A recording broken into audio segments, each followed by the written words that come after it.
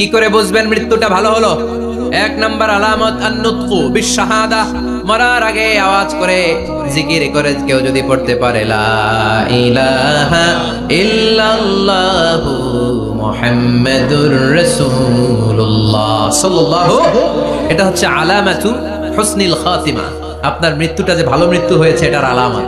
কি মৃত্যু? সবাই বলেন ভালো মৃত্যু আমরা চাই কি চাই না? ভালো মৃত্যুর এক নাম্বার আলামত কালিমা পড়ে যদি মরতে পারে।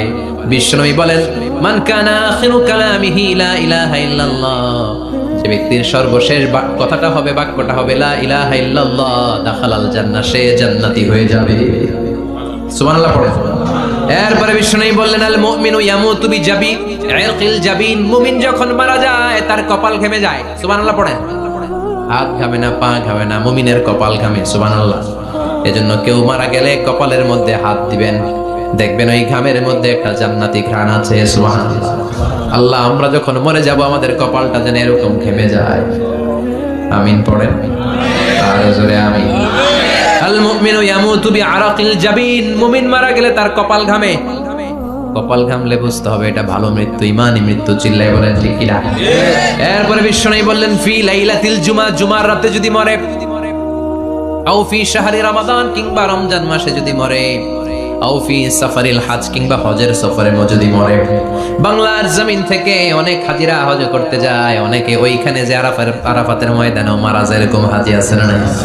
খুশনসিব, এটা খুশনসিব। আলহামদুলিল্লাহ পড়েন।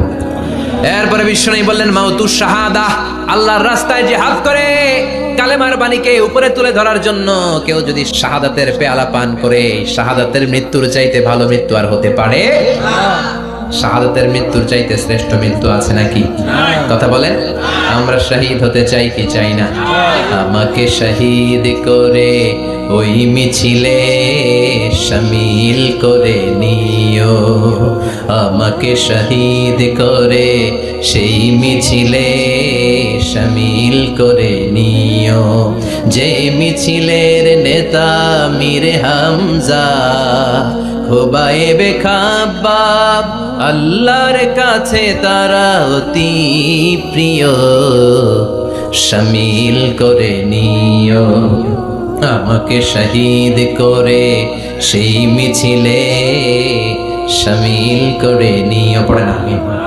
শাহাদাতের তামান্না যেই মুমিনের অন্তর নাই, অন্তরের ভেতরে নাই, ওই লোক কি মুমিন হতে পারে নাকি? মান সাআলাল্লাহ শাহাদা, বিশ্বনবী ফরমান যে ব্যক্তি আল্লাহর কাছে শাহাদাতের মৃত্যু চায়, বাল্লাগাহুল্লাহু মানাজিলাশ শুহাদা ওয়া ইন মাতা আলা ফিরাশিহি, কেউ যদি আল্লাহর কাছে শাহাদাত অন্তর থেকে কামনা করে, রব্বুল আলামিন ওই ব্যক্তিকে শাহাদাতের মর্যাদায় নিয়ে যাবেন, যদিও সে বিছানায় পড়ে পড়ে মারা যায়। বিছানায় পড়ে মারা গেছেন, কিন্তু অন্তরে কামনা ছিল আল্লাহ আমারে তুমি শহীদ হিসেবে কবুল করো, শহীদদের কাতারে আপনারা দাঁড় করায় দিবে কে?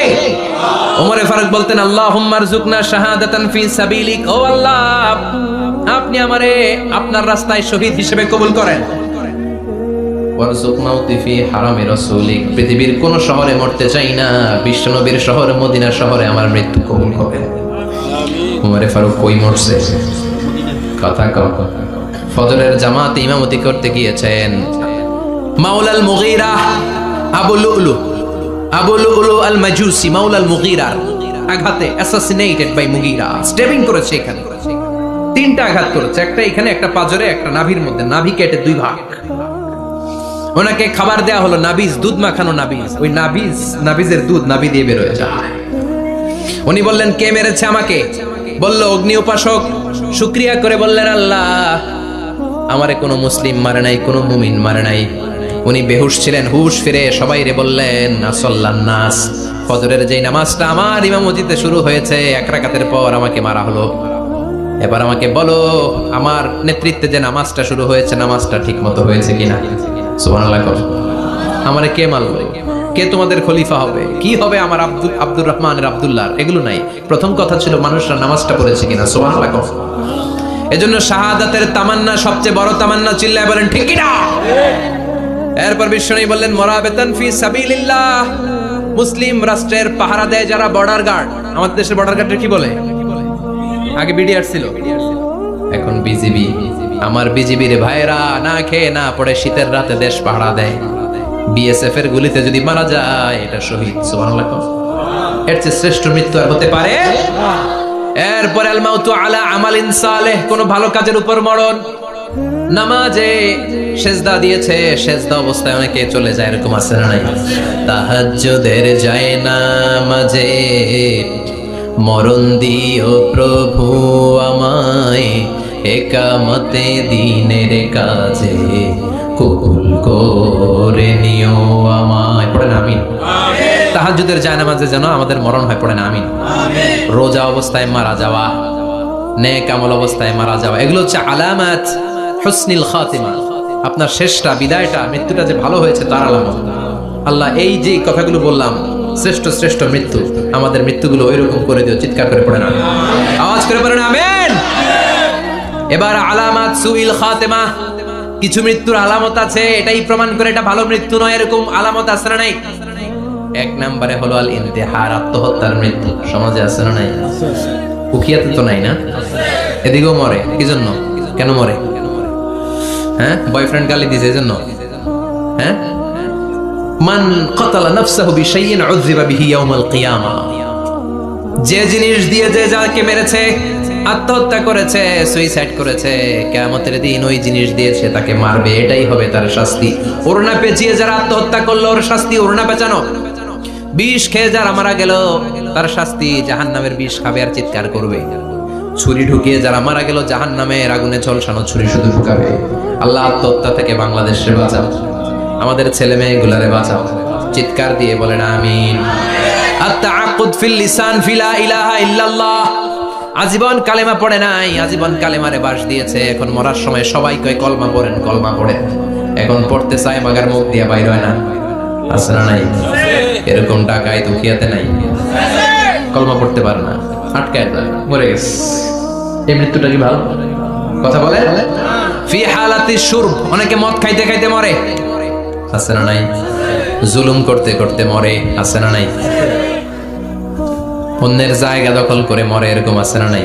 ফি হালাতি ইরতিকাবিল কাবায়ের, যে কোনো কবিরা গুনাহ করা অবস্থায় যদি মারা যায় এটা খারাপ মৃত্যু, এটা জান্নাতি মৃত্যু নয়। চিৎকার করে বলেন ঠিক কি না? এরপর ফি সাখাতিল ওয়ালিদাইন, বিশ্বনবী বললেন কোন ছেলে যদি মারা যায় এমন অবস্থায় মা বাবা তার উপর রাগান্বিত, এটা ভালো মৃত্যু? কথা বলেন। গোটা পৃথিবীর বুকে মায়ের চেয়ে আপন কেউ আছে নাকি?